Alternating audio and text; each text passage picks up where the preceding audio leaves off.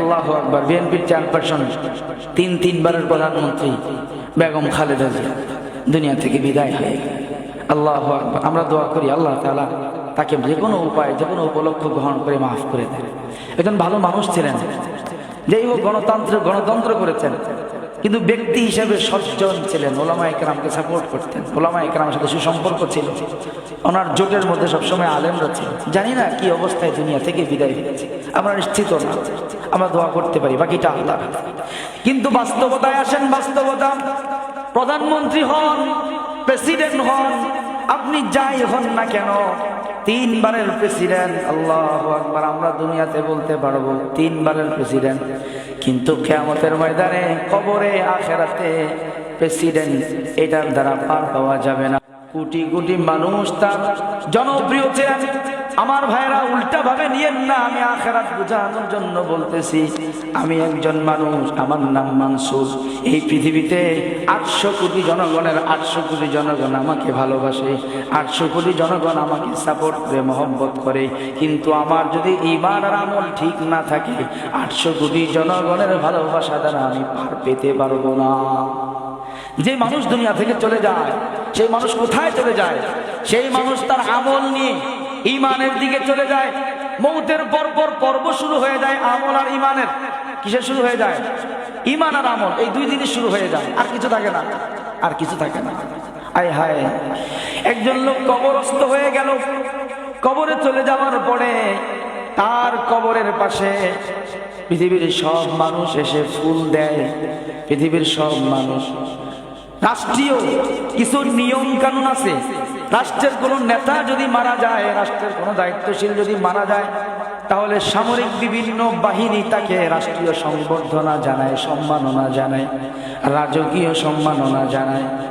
আমি এটা দিয়ে উদাহরণ না দেই, আমাদের দৃষ্টিতে তিনি একজন ভালো মানুষ ছিলেন। আমি উদাহরণ দেই, রানী সেকেন্ড এলিজাবেথ মারা গিয়েছিল আজ থেকে আরো প্রায় 10 বছর আগে। 10 বছর না, 5-6 বছর আগে। সেকেন্ড এলিজাবেথ যখন মারা যায়, 52 বছরের রানী ছিলেন ইংল্যান্ডের, অনেক প্রভাবশালী রানী ছিলেন। একসাথে অনেকগুলো আন্তর্জাতিক পরিবর্তন, প্রেক্ষাপট উনি দেখেছেন, অনেক যুদ্ধ উনি দেখেছেন, অনেক অভিজ্ঞতা, অনেক প্রভাবশালী মানুষ ছিলেন।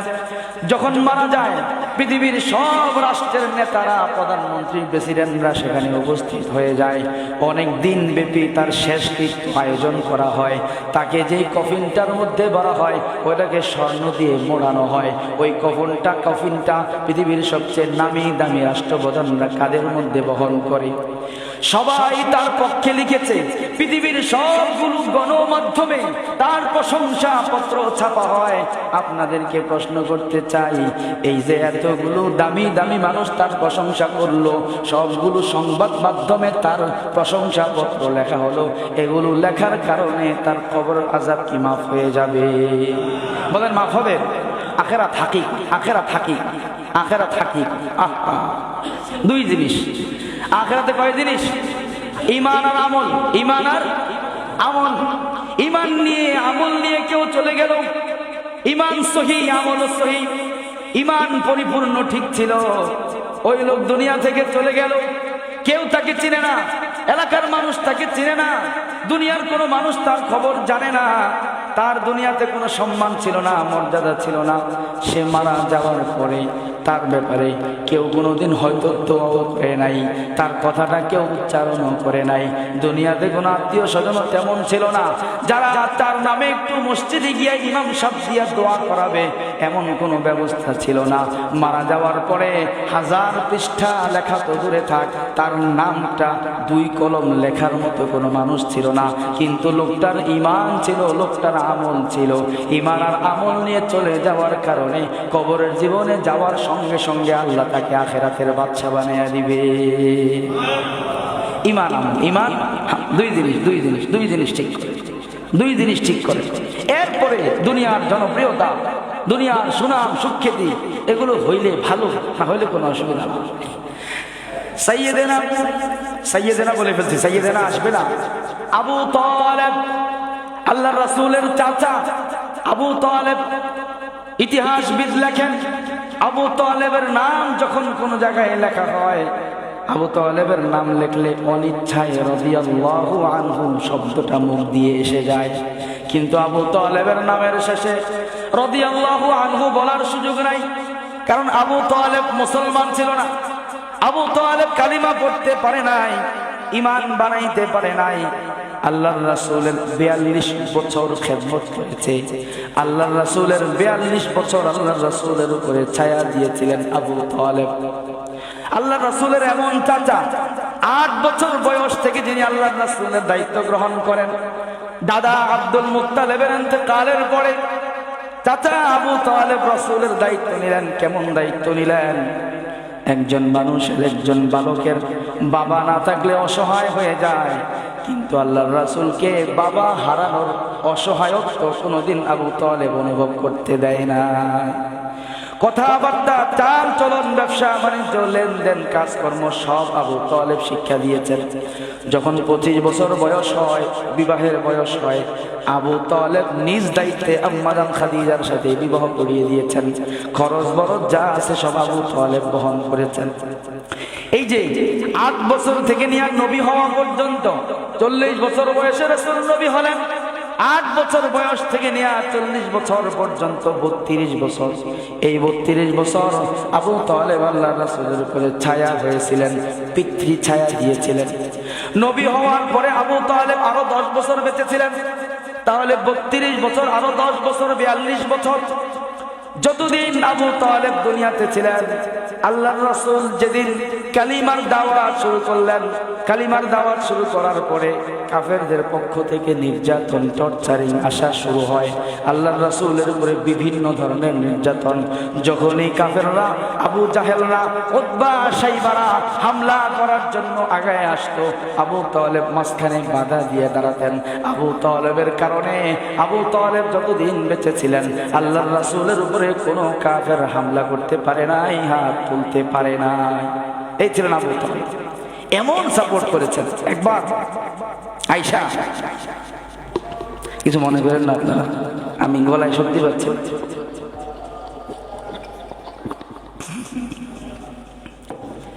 একবার আবু জাহেল আল্লাহর রাসূলের কাছে আয়েশা বলে, আবু তালেব, তোমার কারণে আমরা মুহাম্মদকে কিছু বলতে পারি না। তোমার ভাতিজা মুহাম্মদ আমাদের মূর্তির সমালোচনা করে, মূর্তির বিরোধিতা করে। তুমি তাকে সমালোচনা বন্ধ করতে বলো, হয়তো সে সমালোচনা বন্ধ করবে, অথবা তুমি তোমার ভাতিজাকে আমাদের হাতে তুলে দিবে। তুমি তার উপর থেকে দায়িত্বের হাত ছড়ায় ফেলবে। তোমার কারণে আমরা তার উপরে কিছু করতে পারি না, তাকে আমরা মারধর করতে পারি না, বাধা দিতে পারি না। হয়তো তুমি বন্ধ করাও, অথবা তুমি হাত ছড়ায় আনাও। এবার চাচা আবু তালেব আল্লাহর রাসূলকে ডাকলেন, ডেকে বললেন, ভাতিজা, সব কাফেরদের সর্দাররা, মক্কার কুরাইশের নেতৃবৃন্দ আমার কাছে এসেছে। আমার কাছে আয়েশা বলে, তুমি যেন তাদের মূর্তির সমালোচনা বন্ধ করে দাও। যেমন অনেক সময় এলাকার নেতৃবৃন্দ খতিব সাহেবের কাছে যায়, অথবা সভাপতির কাছে যায়, গিয়া কয়, আপনাদের হুজুরকে বলে দিবেন হুজুর যেন সুদ আর ঘুষের বিরুদ্ধে বয়ান না করে। আছে কিনা বলে? হ্যাঁ, হুজুর যেন সব আলোচনা করে, এই আলোচনা যেন না করে, এই জাতীয়। অথবা যেই জায়গায় যেই সমস্যা, হুজুর যেন সব আলোচনা করে। আমরা মাঝে মাঝে কিছু সাংস্কৃতিক অনুষ্ঠান করি, হুজুর যেন এগুলার বিরোধিতা না করে। হ্যাঁ না, আমরা মাঝে মাঝে কিছু এরকম গানের আয়োজন করি, মাঝে মাঝে কিছু সাংস্কৃতিক অনুষ্ঠান করি, হুজুর যেন এগুলো না করে। সভাপতি সাহেব আপনি বলে দিবেন। তো সভাপতি সাহেব পেরেশানিতে পড়ে যায়, হুজুর কি করবেন, এলাকা তো সব মিলাই চলতে হয়। যাই হোক, আবু তালেব আল্লাহ রাসূলকে ডেকে বললেন, ভাতিজা, আমি তো জানি তুমি যেই ধর্মের দাওয়াত দিচ্ছ সত্য ধর্ম, কোনো সন্দেহ নাই। তুমি যা বলতেছো সব ঠিক আছে, কিন্তু মক্কার সব নেতারা আমার কাছে এসেছে। তুমি যেন তাদের মূর্তির সমালোচনা বন্ধ করে দাও। তুমি যেন ওই তাওহীদের কথা যেটা বলো ওগুলা যেন তুমি বন্ধ করে দাও। আর যদি বন্ধ না করো, আমি যেন তোমার উপর থেকে হাত ছড়ায় নেই।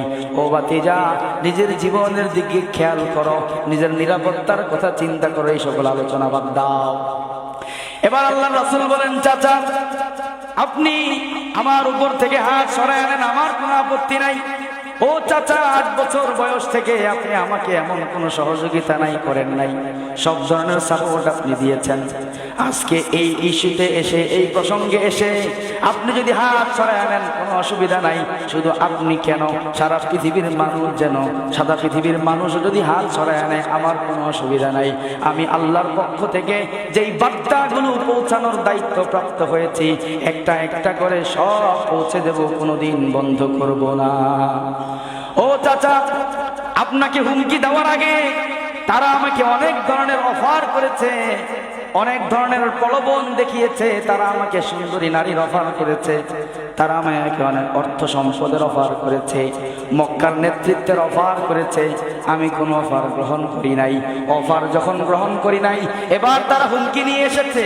ও চাচা, আপনি তাদেরকে বলে দেন, তারা যদি লাউ জাআলু ফি ইহদা ইয়াদাইয়া শামসান ওয়া ফিল উখরা কামারা, তারা যদি আমার এক হাতে সূর্য এনে রেখে দেয় আর এক হাতে চন্দ্র এনে রেখে দেয়। দুনিয়ার কোনো মানুষের জন্য চন্দ্র সূর্য এনে রাখা সম্ভব নয়, তারপরেও যদি তারা এটা করতে সক্ষম হয়, এক হাতে সূর্য রাখবে, এক হাতে চন্দ্র রাখবে, আমি তাদের এই অফারও গ্রহণ করব না, কোনো হুমকি দ্বারাও প্রভাবিত হব না। আল্লাহ আমাকে যেই মিশন দিয়ে পাঠিয়েছেন সেটাই বাস্তবায়ন করে যাব, কোনোদিন বন্ধ করব না। এবার চাচা আবু তালেব আল্লাহর রাসূলের সুস্পষ্ট জবাব শোনার পরে বললেন, ভাতিজা, আমি আবু তালেব বলে দিলাম, যদিও আমি তোমার কালিমা গ্রহণ করি নাই, যদিও আমি তোমার দ্বীন গ্রহণ করি নাই, আমি জানি তোমার ধর্ম সত্য ধর্ম, তুমি যেমন অটল আমিও অটল। ও ভাতিজা, চালায়া যাও, তোমার কাজ চালায়া যাও।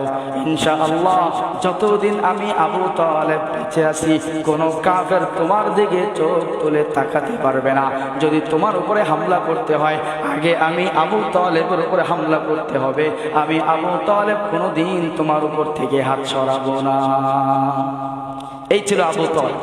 আবু তালেব আল্লাহ রাসূলের সাথে যত কুরবানি ছিল, আল্লাহু আকবার, 3 বছর আল্লাহ রাসূল কারারুদ্ধ অবস্থায় ছিলেন, জেলখানায় ছিলেন 3 বছর। শিআবে আবি তালেব নামক একটা জায়গা, মক্কার কাফেররা নবুয়তের 7 নম্বর বছর থেকে নিয়ে 10 নম্বর বছর পর্যন্ত 3 বছর আল্লাহর রাসূল এবং ঈমানদার যারা ছিল এদেরকে একটা জায়গায় অবরুদ্ধ করে রেখেছিল, একটা জায়গায় আটকে রেখেছিল। এটাকে বলা হয় আল্লাহ রাসূলের জেলখানার জীবন। 3 বছর কারা জীবন বরণ করেছেন। এই 3 বছরের কারা জীবনে আল্লাহর রাসূলের সাথে আবু তালেব ছিলেন। এই কারা জীবনের কষ্ট, দুঃখ, দুর্দশা সব কিছুতে আল্লাহর রাসূলের পাশে ছিলেন আবু তালেব।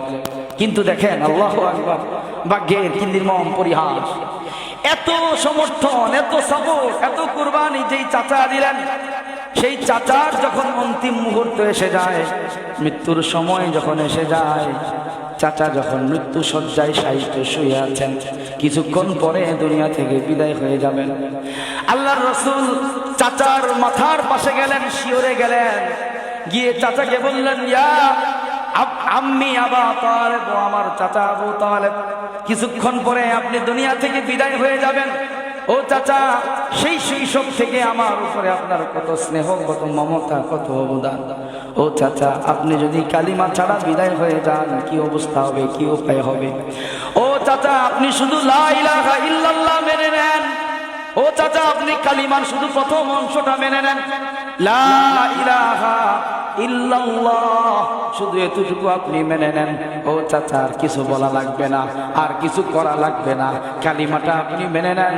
যদি আপনি কালিমা অবস্থায় দুনিয়া থেকে বিদায় হতে পারেন, আখিরাতে কিয়ামতের ময়দানের বাকি বিষয়গুলোর জন্য আমি নবী জিম্মাদারি গ্রহণ করলাম, আপনি শুধু কালিমাটা গ্রহণ করে। চেহারার ভাব দেখে বোঝা যাচ্ছিল আবু তালেব মনে হয় কালিমাটা পড়ে ফেলবে, কিন্তু শয়তান শিয়রের পাশে বসা, আবু জাহেল উতবা সাইবা মাথার পাশে বসা। আবু জাহেল বলে, আবু তালেব, হাযারান ইয়া আবু তালেব, সাবধান আবু তালেব, কি করতেছেন? আপনার এত বছরের ঐতিহ্য, এত বছরের দলীয় সুনাম, এত বছরের ব্যবসা বাণিজ্য, এত বছরের আন্তর্জাতিক রিলেশন, এই সকল কথাবার্তা আসে কিনা বলেন? আসে কিনা? যখন কোন আল্লাহর বান্দা দ্বীনের দিকে ফিরতে চায়, যখন কেউ অভিনয় জগৎ ছেড়ে ইসলামের দিকে আসতে চায়, হারাম বাণিজ্য ছেড়ে যখন ইসলামের দিকে আসতে চায়, তখন বলে মিয়া পাগল হইছেন, এক হুজুরের ওয়াজ শুননা লক্ষ কোটি টাকার ব্যবসা এক মুহূর্তে ছাইড়া দিবেন, মাথা কি খারাপ? বলে কিনা বলেন? আবু জাহেল আবু তালেবকে বলেন, আবু তালেব তোমার বাপ দাদা, তোমার 14 গোষ্ঠী আব্দুল মুত্তালিব সহ পিছনে যারা ছিল সবাই যেই ধর্মের উপরে বিদায় হয়েছে, আজকে তুমি তোমার ভাতিজার কথা শুনে সেই বাপ দাদার ধর্মের মধ্যে চুনকালি মাখবা। ও আবু তালেব সাবধান, সাবধান, এটা করো না।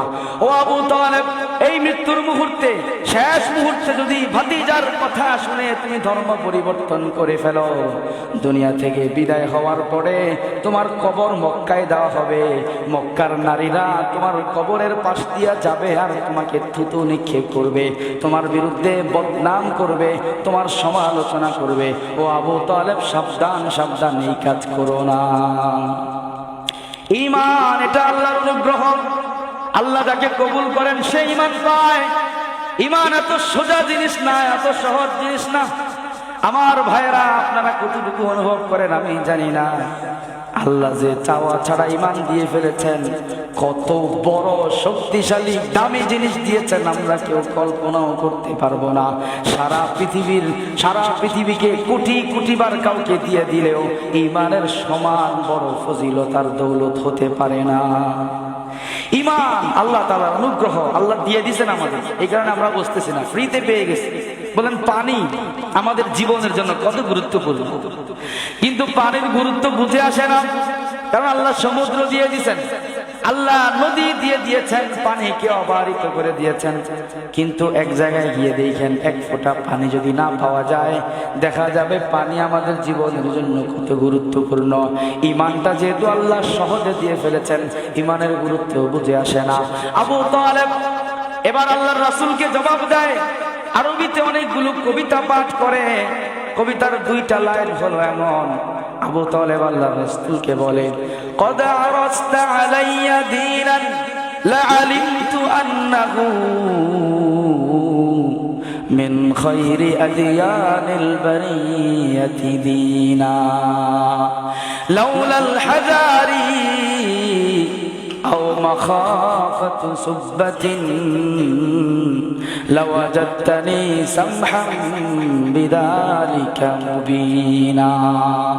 আবু তালেব আল্লাহর রাসূলকে লক্ষ্য করে বলে, ভাতিজা তুমি আমার কাছে একটা ধর্মের দাওয়াত পেশ করেছো, আমার কাছে একটা ধর্মের আহ্বান পেশ করেছো, আমি জানি লা আলিমতুহু আন্নাহু মিন খায়রি আদিয়ানিল বারিয়াতি দীনা, এই পৃথিবীতে যত ধর্ম আছে সব ধর্মের চাইতে তোমার ধর্মটা শ্রেষ্ঠ। ও ভাতিজা, আমি দেখতে পাচ্ছি তোমার এই ধর্ম, এই ঐশী ধর্ম এমন ধর্ম, অল্প কিছুদিন পরে সারা পৃথিবীর সব ধর্মকে পরাজিত করে তোমার ধর্ম আল্লাহর জমিনে প্রতিষ্ঠিত হবে, তোমার ধর্ম জমিনের মধ্যে সত্য ধর্ম হিসেবে বিজয় লাভ করবে। আমি জানি তোমার ধর্মের মতো উত্তম ধর্ম আর হতে পারে না, কিন্তু ও ভাতিজা আমার একটা আশঙ্কা, আমি দুনিয়া থেকে চলে যাওয়ার পরে প্রথম আলো পত্রিকায় আমার বিরুদ্ধে সাময়িক ছাপা হবে, আমি চলে যাওয়ার পরে ডেইলি স্টারে আমার বিরুদ্ধে লেখা হবে, আমি চলে যাওয়ার পরে সাংবাদিকরা আমার বিরুদ্ধে বলবে, আমি চলে যাওয়ার পরে বিভিন্ন জায়গায় কনফারেন্স তৈরি করে আমার সমালোচনা করা হবে, আমার কবরের মধ্যে কেউ ফুল দিতে আসবে না, থুতু নিক্ষেপ করবে, জুতা নিক্ষেপ করবে, আমি কবরে শুয়ে শুয়ে এটা সহ্য করতে পারবো না, এই লাঞ্ছনা যেহেতু বরদাস্ত করতে পারবো না, এই কারণে আমি আফওয়ান, আমি সরি, আমি তোমার কালিমাটা গ্রহণ করতে পারলাম না। নাউজুবিল্লাহ। আমার ভাইরা, ইতিহাসবিদ সবাই এই জায়গায় এসে আবু তালেবের ইতিহাস লেখার পরে বলছেন, যারা সমাজের কারণে ইসলাম মানতে পারে না, দেশের কারণে, দলের কারণে, বন্ধু বান্ধবের সার্কেলের কারণে, নিজের ফ্যামিলির সদস্যদের কারণে যারা সমালোচনার মধ্যে পড়ে যাবে, এই জন্য যারা ইসলাম মানতে পারে না তাদের শিক্ষা গ্রহণ করা উচিত। আবু তালেব থেকে শিক্ষা গ্রহণ করা উচিত। আবু তালেব আল্লাহর রাসূল থেকে